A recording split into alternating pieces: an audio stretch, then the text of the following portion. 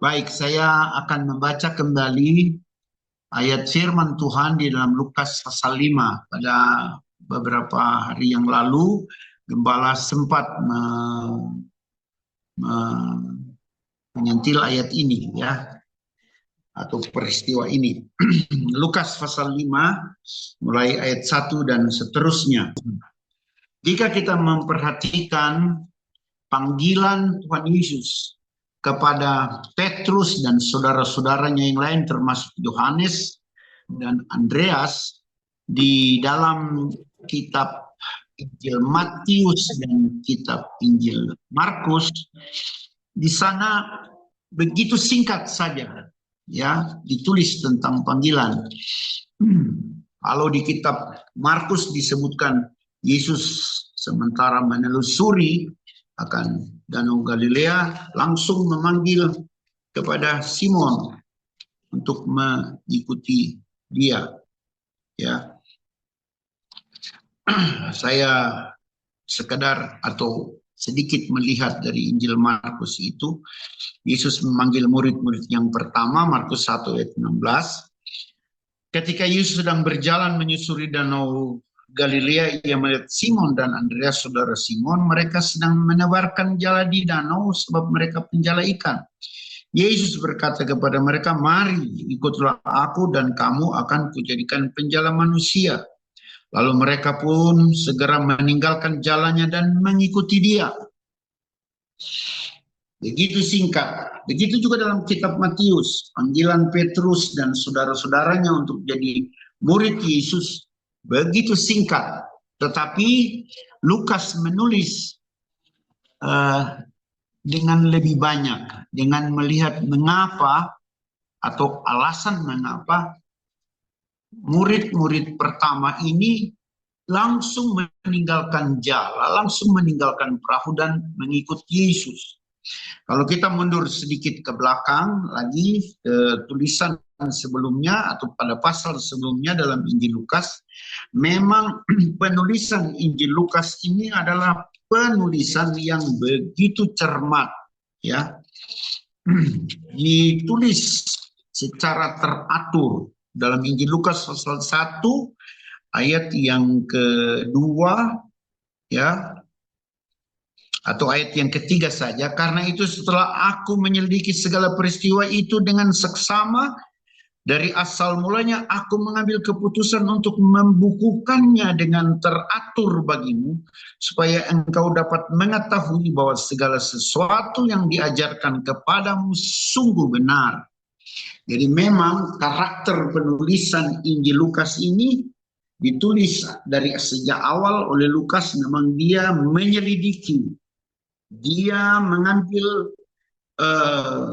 banyak data dari orang-orang yang ada bersama-sama dengan Yesus dan kemudian membukukannya dengan teratur supaya Theophilus yang membaca menjadi yakin bahwa itu benar-benar terjadi. Nah, kita sudah membaca tadi Lukas pasal 5 ini. Kenapa Simon dan Andreas Yohanes langsung mengikut Yesus?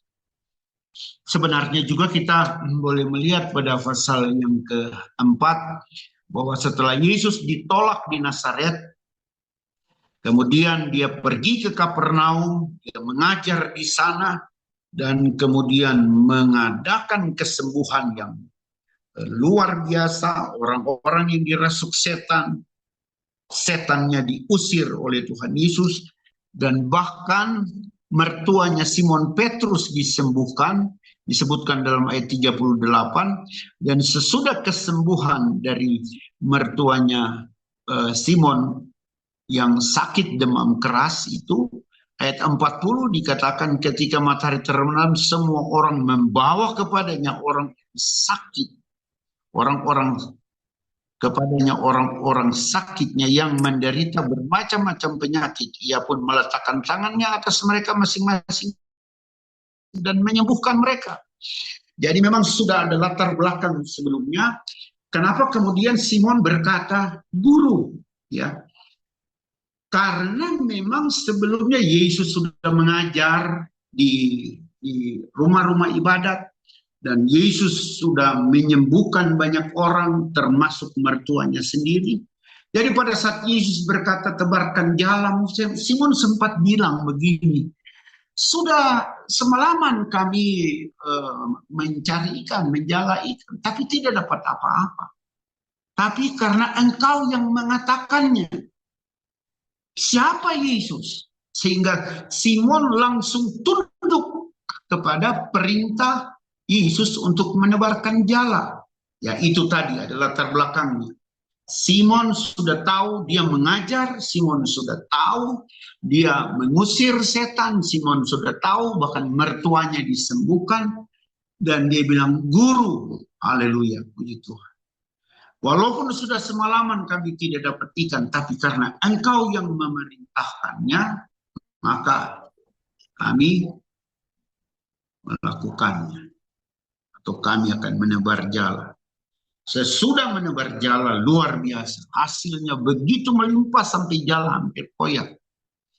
Tapi dari semua ini sebenarnya ada satu tujuan yang begitu indah.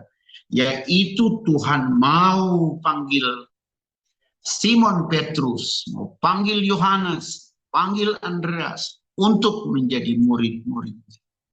Panggilan itu seringkali memang kalau kita membaca panggilan hamba-hamba Tuhan lain didahului dengan pertemuan antara hamba-hamba Tuhan atau calon hamba Tuhan dengan suatu peristiwa-peristiwa yang besar.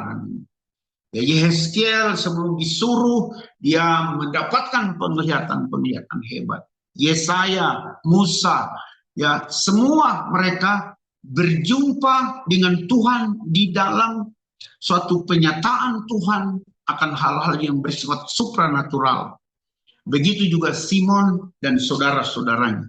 Waktu mereka melihat sesuatu yang besar, mereka sadar siapa mereka. Mereka berdosa, mereka tersungkur. Haleluya, puji Tuhan. Bahkan merasa tidak layak. Guru, pergilah dari kami. Karena kami orang berdosa.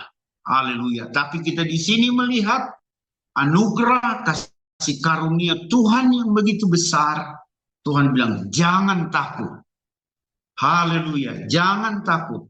Karena kamu akan kujadikan penjala manusia. Haleluya. Bapak, Ibu, saudara-saudara, saya sangat percaya. Saya sangat meyakini sampai hari ini. Tuhan akan tetap memanggil orang-orangnya untuk dia pakai. Apalagi di zaman akan ada penuaian jiwa-jiwa. Di akhir zaman ini bahkan Tuhan akan menyuruh atau memanggil orang-orang untuk pergi, bekerja, melayani, pergi menginjil, pergi sampaikan berita Injil. Bapak, Ibu, saudara-saudara, Rasul Paulus pernah berkata, pemberitaan tentang Kristus itu memang menjadi batu sandungan bagi orang Yahudi. Memang merupakan kebodohan bagi orang Yunani. Tetapi kata Rasul Paulus bahwa apa yang dianggap bodoh oleh dunia ini, haleluya, apa yang mereka pikir sesuatu dari Tuhan adalah suatu kebodohan, sebenarnya adalah suatu kekuatan dan hikmat Allah sendiri. Kristus yang tersalib yang kita beritakan adalah kekuatan dan hikmat daripada Allah. Haleluya, puji Tuhan. Gembala sangat merindukan melihat jemaat Tuhan, jemaat GPD Bethlehem. Ada saudara-saudara yang terpanggil, haleluya, di dalam bidang saudara masing-masing, di dalam ladang Tuhan ada banyak pekerjaan. Haleluya, begitu. Apa saja yang Tuhan mau kerjakan lewat kita. Haleluya. Biar kita pertama kita sadar siapa kita. Pertama kita mengerti bahwa kita memang orang berdosa yang sudah diberi Tuhan kasih karunia. Siapa saya kalau melihat latar belakang saya sebelum Tuhan panggil saya, sampai hari ini saya tidak mengerti Kenapa Tuhan? Ada sebuah lagu dalam bahasa Inggris, Why Me Lord? Kenapa saya Tuhan? Aku tahu siapa diriku, kata lagu itu. Tetapi kenapa engkau sudah melakukan begitu banyak padaku? Saudaraku yang kasih dalam Tuhan. Sorga menyediakan begitu banyak hal. Haleluya. Ya, kemudian kita tahu bagaimana murid-murid Yesus. Sesungguhnya Tuhan menyediakan kekayaan sorga bagi mereka. Puji Tuhan. Di dalam pelayanan pekerjaan Tuhan. Renungan singkat pada sore hari ini. Semoga akan menggerakkan saudara-saudara. Gembala masih ingat ada satu pemuda yang datang ke pastori, minta tinggal di pastori. Sebenarnya dia hanya lari dari suatu masyarakat yang menurut dia marah padanya, atau suatu peristiwa yang tidak sengaja dilakukannya, dia tabrak orang dan orang itu meninggal.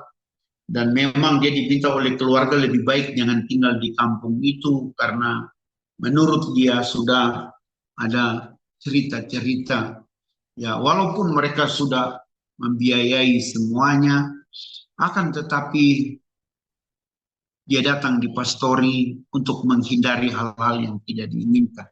Saya sebagai gembala melihat ini, saya tergerak bertanya kepadanya, jangan-jangan kamu ini lagi dikejar Tuhan ya? Wah, dia begitu terharu dan dia bilang, oh memang om, saya sudah pernah bernasar. Saya mau jadi hamba Tuhan. Oh memang benar. Saya sudah pernah memutuskan untuk pergi ke sekolah Alkitab. Yaitu panggilannya ya untuk menjadi hamba Tuhan.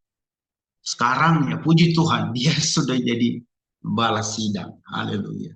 Barangkali dia sementara mendengar khotbah ini. Karena dia ada di grup pastori. Ya. Puji Tuhan. Bapak Ibu saudara-saudara. Artinya apa? Artinya kita tidak perlu menuntut satu peristiwa-peristiwa hebat. Peristiwa-peristiwa besar lainnya. Bahkan dalam segala peristiwa-peristiwa. Tuhan sementara bersuara kepada kita. Haleluya. Barangkali ada yang sudah lari dari panggilan Tuhan. Ingatlah kembali panggilan Tuhan yang begitu indah. Tuhan menyediakan banyak hal. Mari kita dengan rendah hati terus mengingat anugerah Tuhan. Yesus berkata kepada Petrus, jangan takut. Haleluya. Mulai sekarang kamu akan kujadikan penjala manusia. Puji Tuhan. Jemaat Tuhan, selamat menanggapi panggilan Tuhan. Jangan lupa, saudara sudah diselamatkan. Saudara dan saya sudah menerima anugerah. Mari bekerja. Haleluya. Mari bersemangat melakukan pekerjaan Tuhan. Yesus berkata bukan cuma sekali, jangan takut. Berkali-kali dia bilang, jangan takut.